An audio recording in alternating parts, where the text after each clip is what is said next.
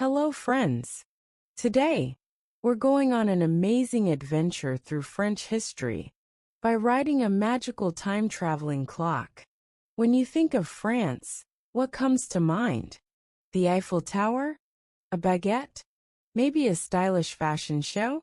But guess what? France has tons of amazing stories from long, long ago. So let's press the clock button and go. Beep, beep, beep.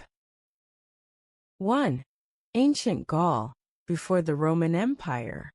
Our first stop is the 1st century BC.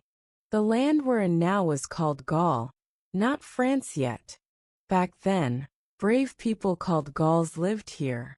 One famous hero was Vercingetorix. He fought against the powerful Roman general Julius Caesar.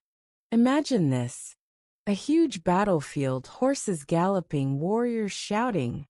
Even though the Gauls lost, Vercingetorix is still a symbol of bravery in France. After the Romans won, Gaul became part of the Roman Empire, and people started using Latin, which became the base of the French language. 2. Medieval France, castles, knights, and a brave girl.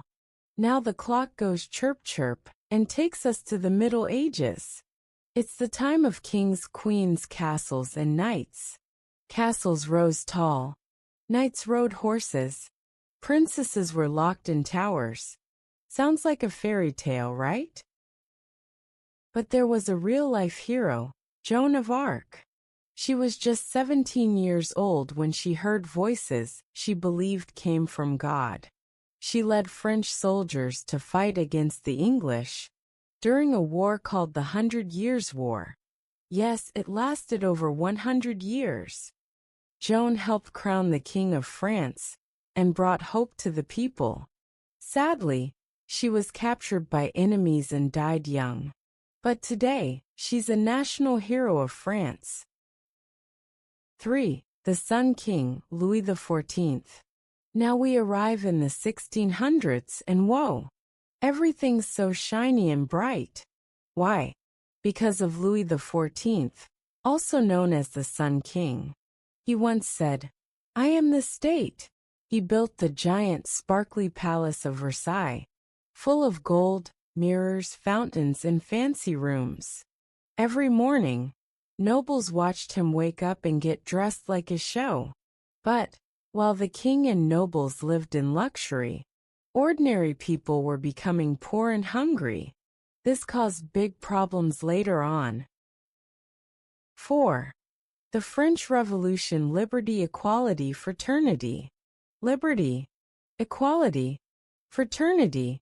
That's what people shouted in the late 1700s. Why were they so angry? Because the king and nobles were living in luxury, while most people couldn't even afford bread.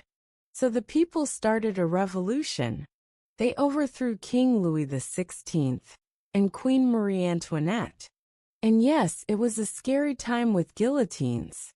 That's when France became a republic, where there's no king, and the people are in charge. Let's learn some words. Revolution, a big change when people rise up. Republic, a country ruled by the people, not a king. 5. Napoleon the Little Giant. Next, here comes a man with a short height and a huge dream. Napoleon Bonaparte. He started as a soldier, but he was so smart and brave that he rose to become Emperor of France in 1804. He even put the crown on his own head, instead of letting the Pope do it.